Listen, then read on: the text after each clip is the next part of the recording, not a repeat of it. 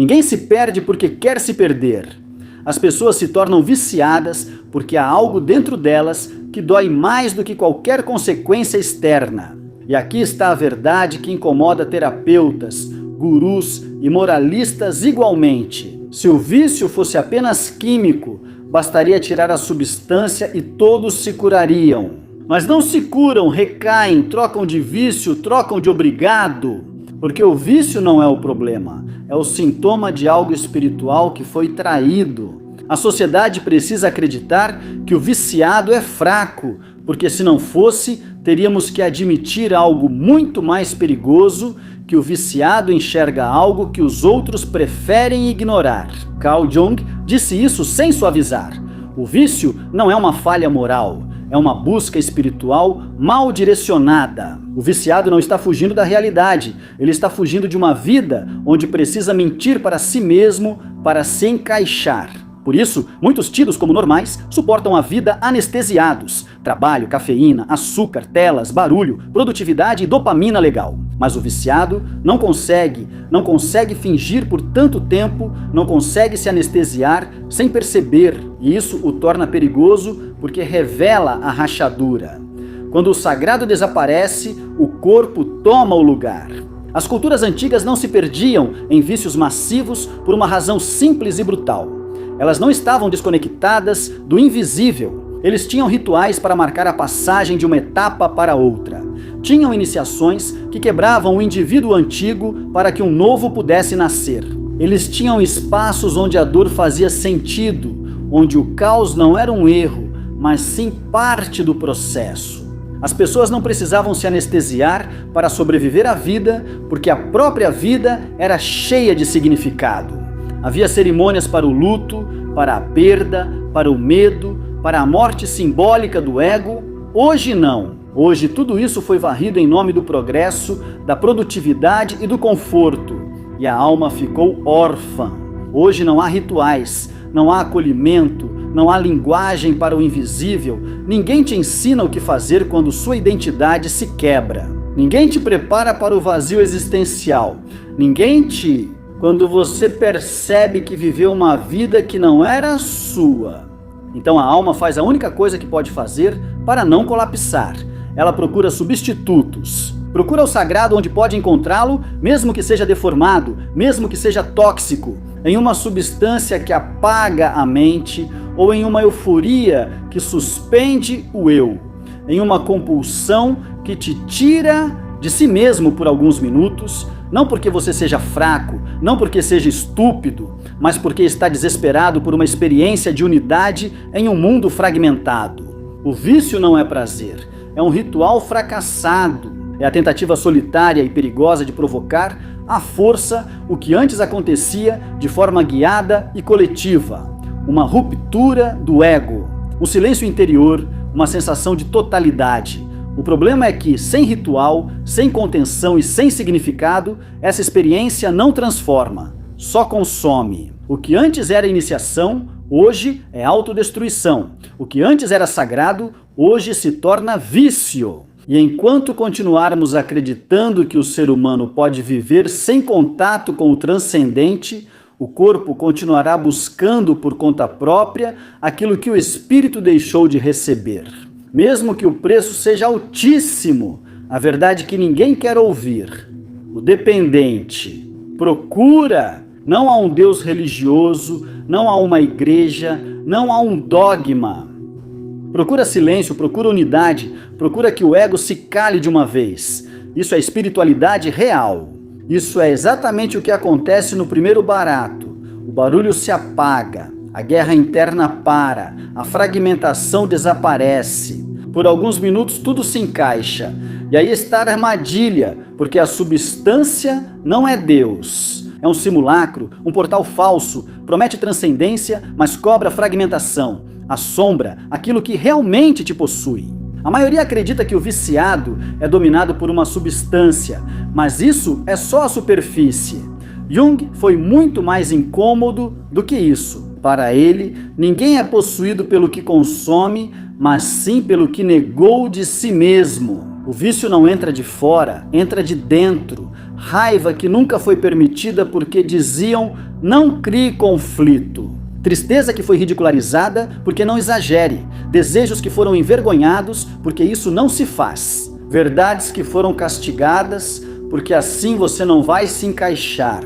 Cada uma dessas partes foi empurrada para a escuridão para poder sobreviver. E sobreviver, às vezes, implica se trair.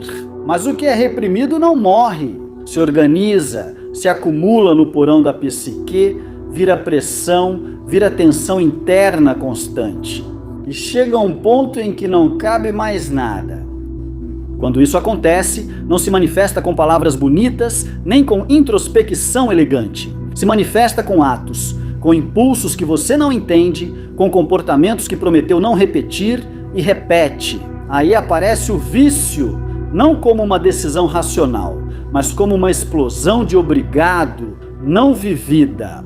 Por isso, muitos viciados sentem que algo toma o controle, porque literalmente há uma parte deles que nunca foi ouvida e agora exige atenção aos gritos. O vício não é maldade, não é autodesprezo, não é desejo de morrer, é a sombra agindo. É o conjunto de emoções e verdades negadas que buscam uma forma de sair. E aqui está o que quase ninguém entende. A sombra não quer te destruir, ela quer ser integrada. Ela quer que você olhe para o que evitou, que sinta o que anestesiou, que reconheça a verdade que você se obrigou a esquecer para ser aceito. Quando você não a escuta, ela se torna violenta. Quando você a enfrenta, ela se torna um guia. E é por isso que o vício é a alma dizendo: se você não me escuta em silêncio, se não me olha com honestidade, então eu te obrigo a parar, mesmo que eu tenha que te quebrar primeiro. Não para te punir, mas para te devolver a si mesmo. Porque chegar ao fundo do poço não é um fracasso, é uma iniciação. Aqui vem uma verdade que incomoda, porque destrói uma fantasia muito querida, a de que cair é fracassar. Chegar ao fundo do poço não é perder tudo, é perder a mentira que te mantinha de pé. É aquele momento exato em que o obrigado já não funciona. Quando a identidade que você construiu para se encaixar fica sem energia. Quando a máscara se quebra e não resta nada para segurar, nem para os outros, nem para você. Esse ponto já foi contado muitas vezes, até mesmo no cinema, mas quase ninguém entendeu a mensagem completa. No Clube da Luta, o protagonista não acorda quando vence, ele acorda quando perde tudo. Quando ele perde o emprego, a identidade, o controle, a imagem dele, quando ele já não tem mais nada para defender, é aí que começa a transformação. Não porque o caos seja a solução, mas porque a identidade falsa não sobrevive ao colapso. Jung via esse momento como uma morte simbólica, não do corpo, mas do eu construído, do personagem funcional, correto, produtivo, mas vazio. Todas as tradições espirituais profundas falam dessa descida. A noite escura da alma, ao inframundo, o caos interno que precede o renascimento. Não há despertar sem desintegração prévia. Nada autêntico nasce sem que algo falso morra antes. E aqui está o que é realmente perigoso. Não é chegar ao fundo do poço, é nunca chegar lá. Ficar suspenso durante anos em uma vida meio viva, funcional, medicado, distraído, socialmente aceitável, mas internamente desconectado. Isso sim destrói a alma, só que faz isso em silêncio. O fundo do poço é sagrado porque te obriga a escolher. Ou você continua sustentando a ficção ou se rende à verdade. E essa rendição não é para um sistema, nem para uma substância, nem para uma ideologia.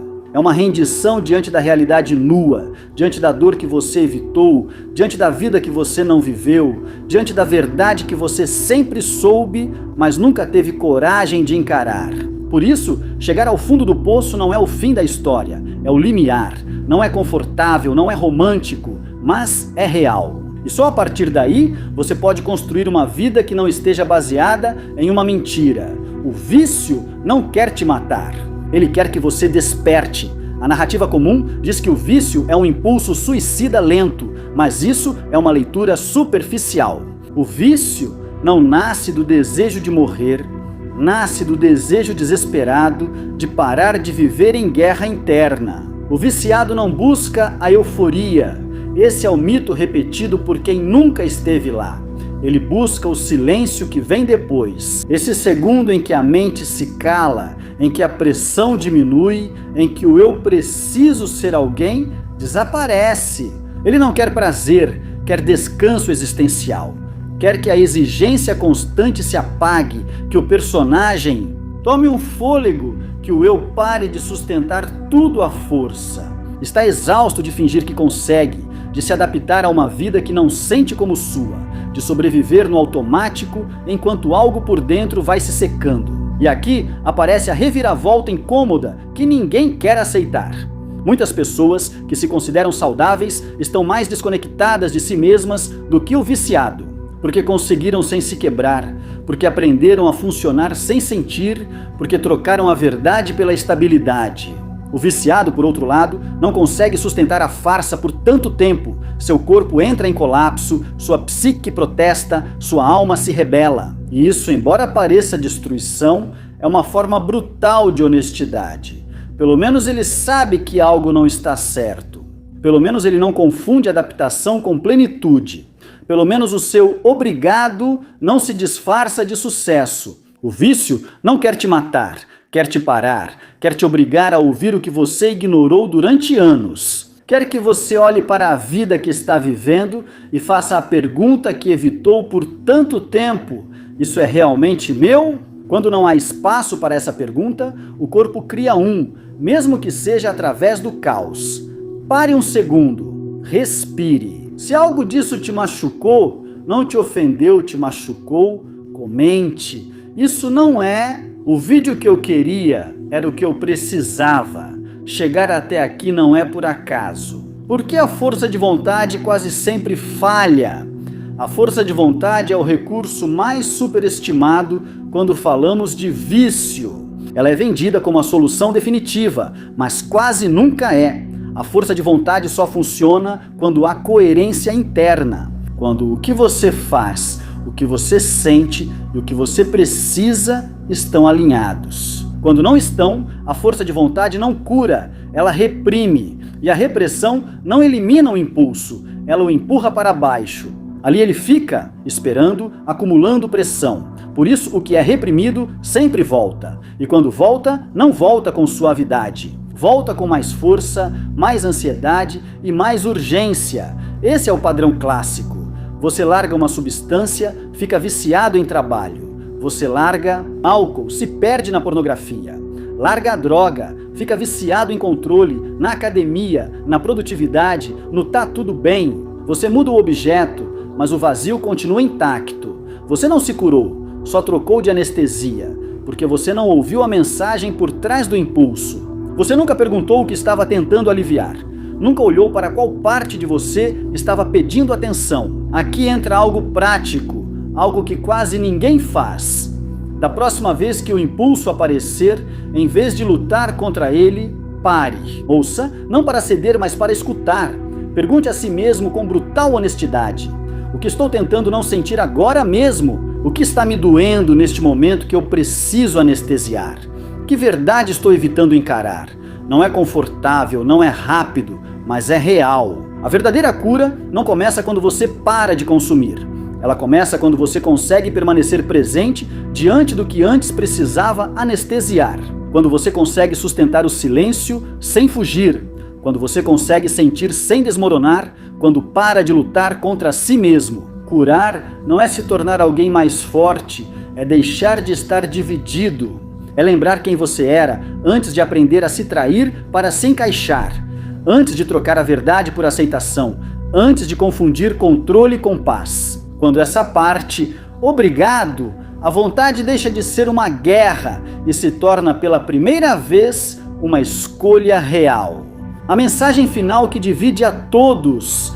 Este é o ponto onde muitos param de assistir ao vídeo, porque aqui já não há consolo, nem vítimas, nem vilões claros. Você não está quebrado, mas também não é uma vítima do sistema, da sua infância ou da substância. Essa narrativa conforta, mas não liberta. Você está em um caminho iniciático que ninguém te Obrigado! Um que não aparece nos manuais de autoajuda, nem nos discursos motivacionais. Um caminho onde a dor não é um erro, é um sinal. Seu vício não é sagrado.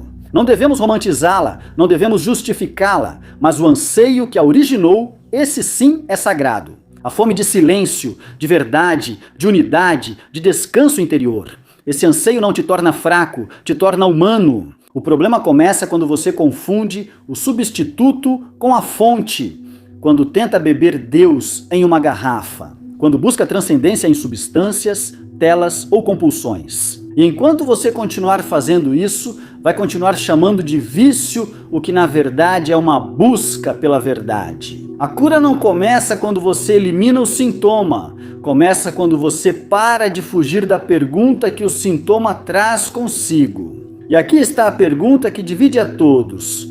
Você se atreve a parar de se anestesiar? Você se atreve a ficar em silêncio, sem distrações, sem desculpas, sem barulho? Porque nesse silêncio não há garantias, não há promessas rápidas, não há receitas. Só está sua alma esperando que finalmente você a escute. A pergunta não é se você vai se curar. Isso é a parte fácil.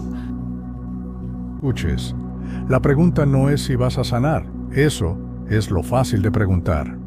A verdadeira pergunta é se você está disposto a ficar tempo suficiente com o desconforto, com o vazio, com a verdade sem enfeites, para descobrir que aquilo que você passou anos buscando lá fora nunca esteve perdido. Só estava esperando você parar de fugir. Existem dois tipos de pessoas que chegam até aqui: as que sentem algo e as que fazem algo com isso. O próximo vídeo é o ponto de separação.